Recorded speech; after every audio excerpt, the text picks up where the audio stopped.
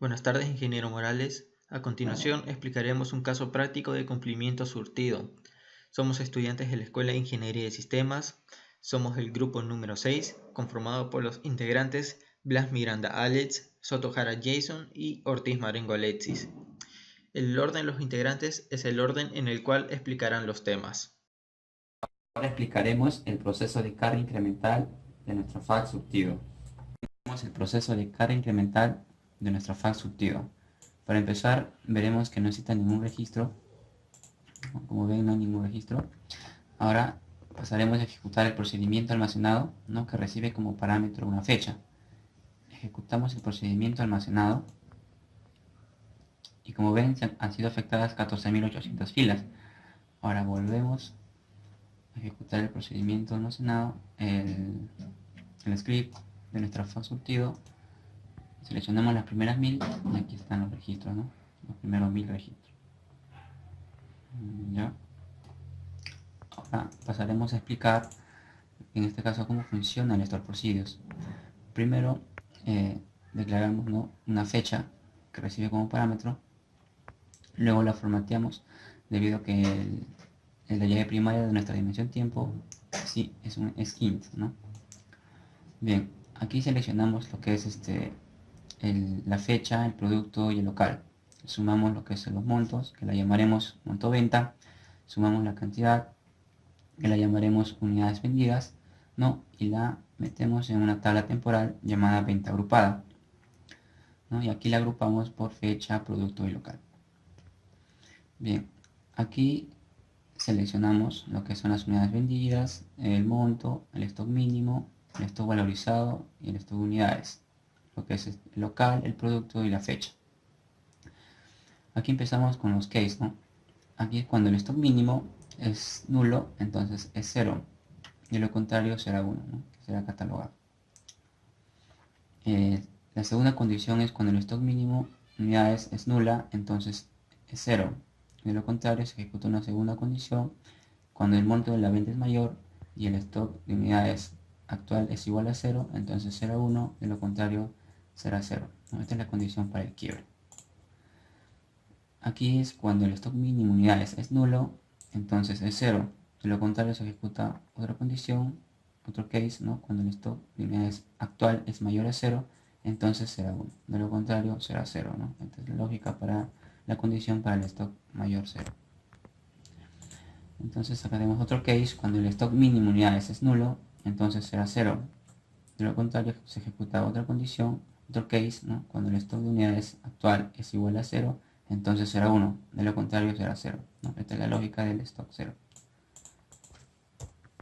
Ahora ejecutamos otro case cuando el stock mínimo unidades es nula, entonces es 0, de lo contrario se ejecuta otra condición, otro case, ¿no?, el stock de unidades actual cuando es mayor al stock mínimo unidades, entonces será 1, de lo contrario será 0, ¿no? Esta es la lógica del stock mayor al mínimo.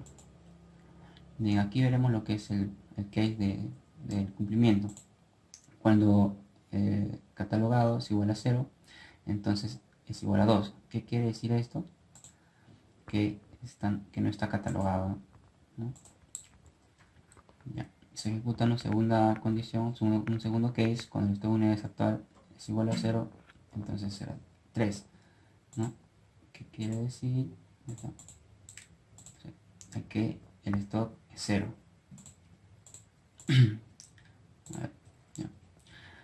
Ahora, cuando el stock unidades actual es menor al stock mínimo unidades, entonces es 4. Entonces es 4. ¿Qué quiere decir? Que el stock actual es mayor al stock mínimo. De lo contrario se ejecuta 1, ¿no? Que es que se cumple. Ya. Ahora todos esos datos los metemos a una tabla temporal llamada FAC surtido, ¿no? Bien, aquí iniciamos el proceso de la carga de nuestra FAC. Primero lo que tenemos que hacer es eliminamos todos los datos, ¿no?, de nuestra FAC surtido, y luego agregamos todos los datos que anteriormente habíamos cargado, ¿no?, según la lógica que ya habíamos explicado anteriormente, ¿no?, en los cases. Y así funciona lo que es estos procedimientos de la carga incremental de la FAC surtido. Continuando con el caso cumplimiento surtido, vamos a presentar los 300.000 registros en la dimensión surtido, en el FAC stock, en la FAC ventas, como se requirió. Entonces vamos a hacer un select a estas tres tablas. Y como son 300.000 ahí, ya vamos por la segunda consulta y la tercera consulta. Entonces, en el primero, si se puede apreciar, aquí tenemos 347.000 registros. Aquí en el segundo, que es el FAC ventas, tenemos 347.400 registros. Y en el tercero, que es dimensión surtido, tenemos 347.400 registros también. Entonces, hasta este punto ya están los 300.000 registros para estas tres tablas. A continuación pasaremos a explicar y a usar también el procedimiento almacenado para calcular la venta promedio en un determinado local de un determinado producto en una determinada fecha, teniendo en consideración las tres últimas fechas. Entonces vamos a eso. Bien, aquí tenemos el procedimiento almacenado que se llama USP cargar venta promedio y le pasamos como parámetro la fecha a la que queremos calcular el promedio. Tener en consideración que si yo le pongo 4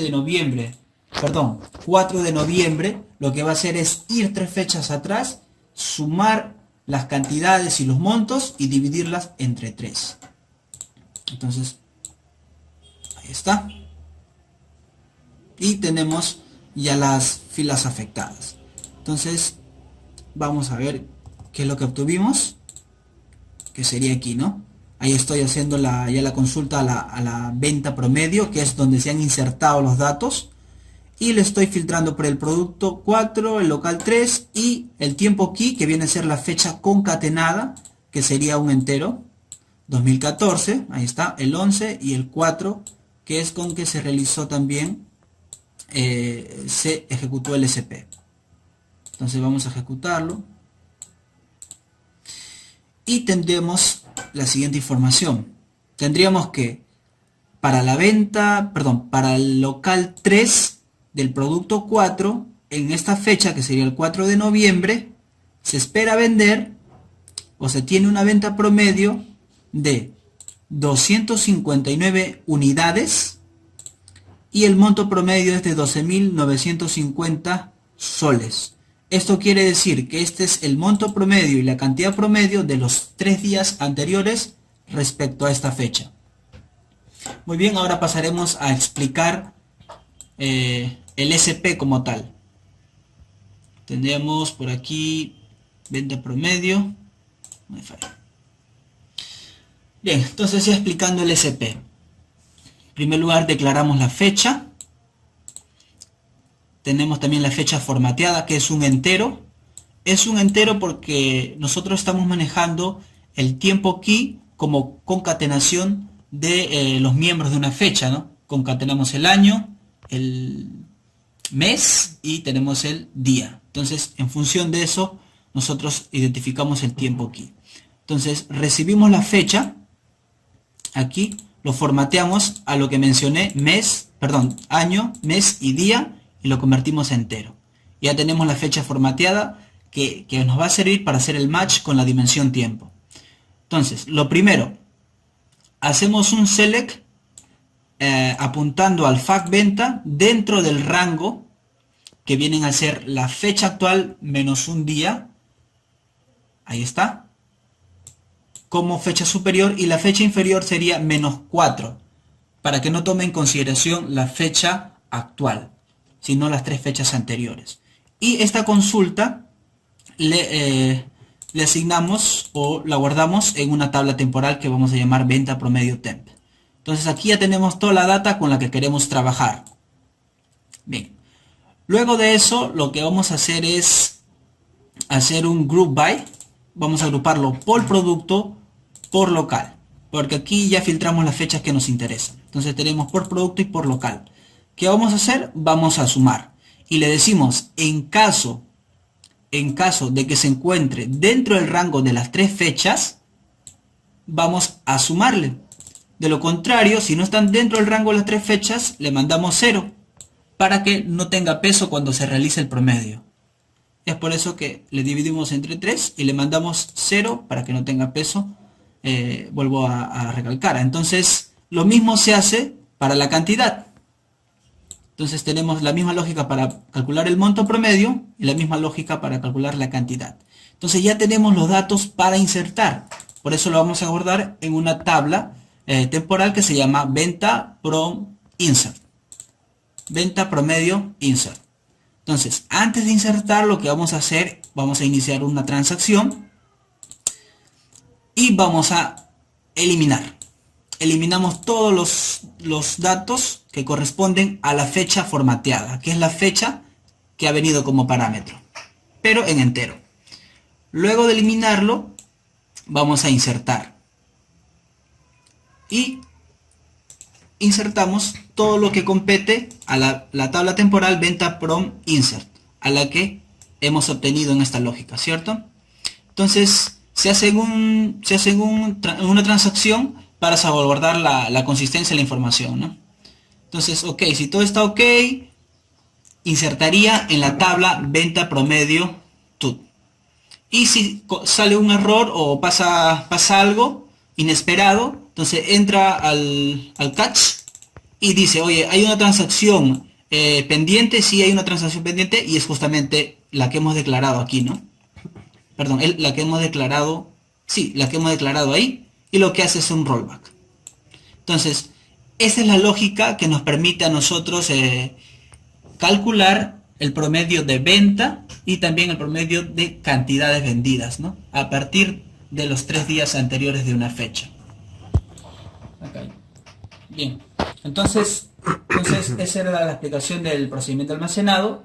Ahora pasaremos a explicar lo que corresponde al scope y aggregate. ¿Ok?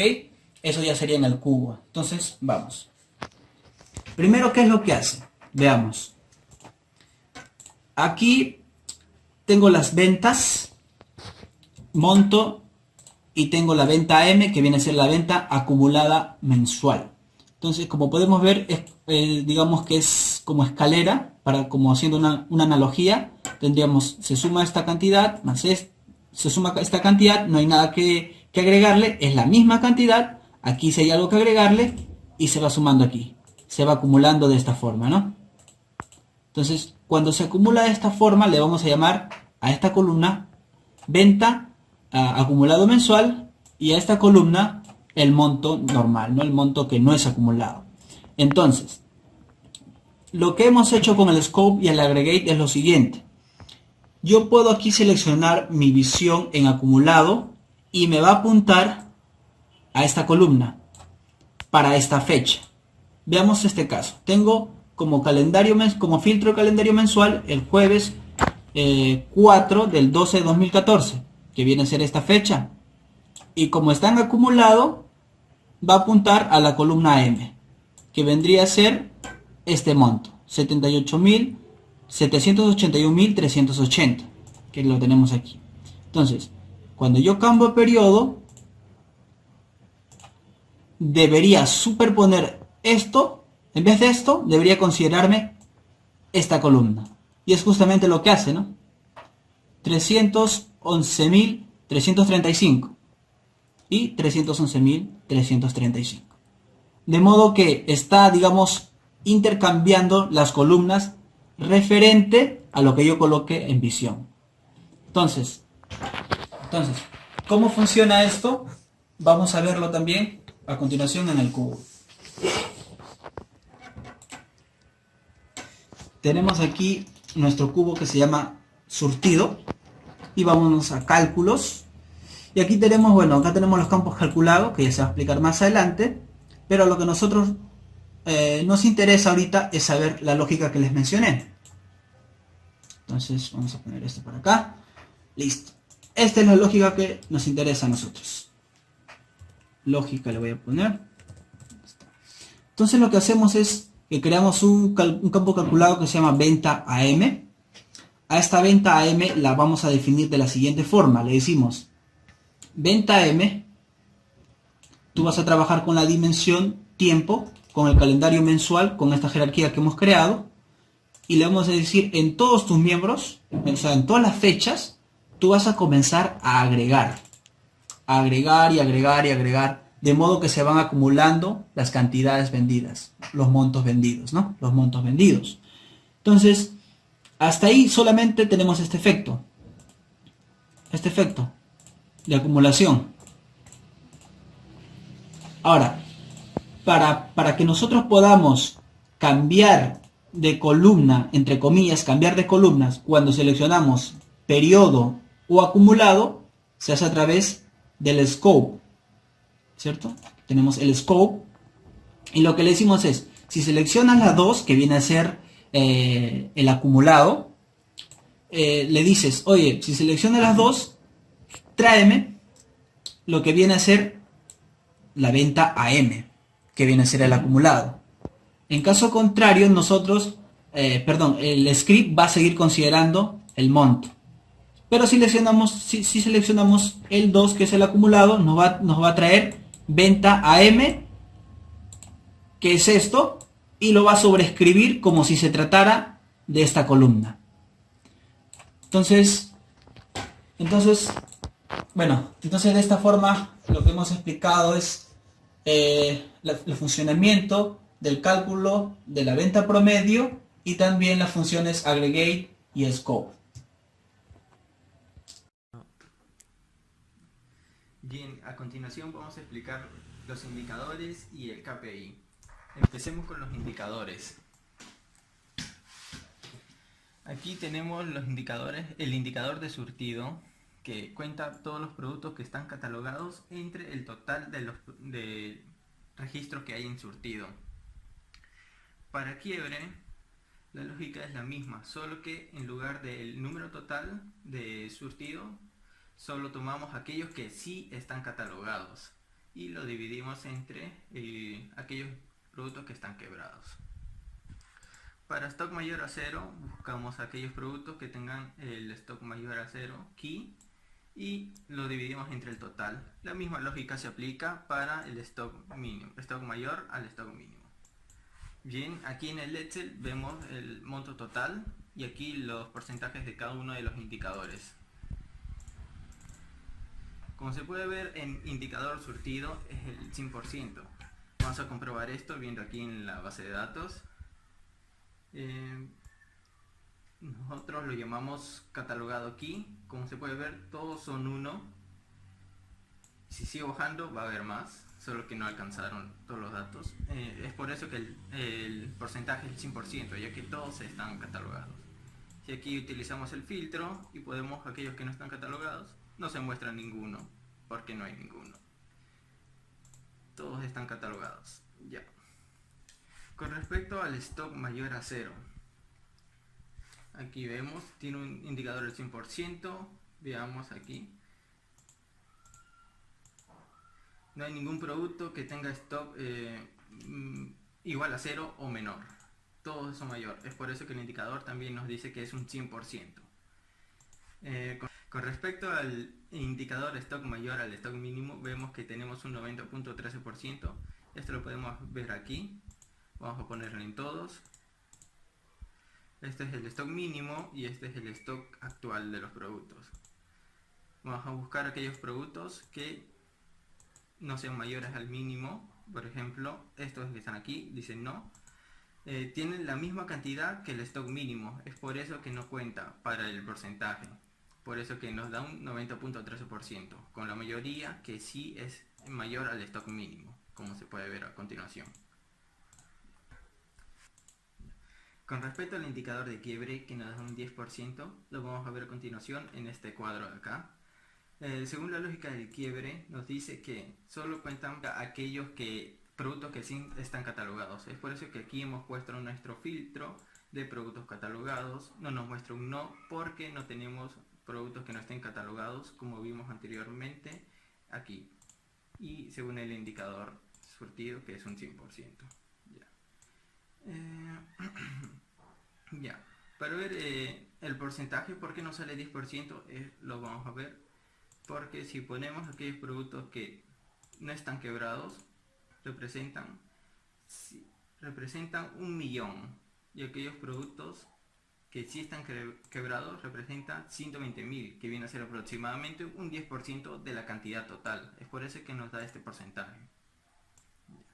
Continuando con el KPI, vamos a ver a continuación, este es nuestro KPI. La expresión de valores, la cantidad promedio, y la expresión objetivo o la meta viene a ser que la cantidad promedio sea mayor al stock de unidades actual. Hemos definido nuestro semáforo, va a ser verde si se cumple esta meta, que la cantidad promedio sea mayor al stock de unidades actual. Va a ser amarillo si estos valores son iguales, y va a ser rojo si la cantidad promedio es menor al stock de unidades actual. Esto lo vamos a ver acá. Aquí tenemos nuestro cuadro separado por locales, por calendario. Vemos las ventas, tenemos solo de diciembre. Aquí vemos que la mayoría no se cumple, pero aquí en noviembre hay un caso de sí. Como vemos, se pone en rojo porque la cantidad promedio es mayor a la cantidad actual en stock. Y bien, eso sería todo por parte de los KPI y parte de nuestro grupo. Gracias.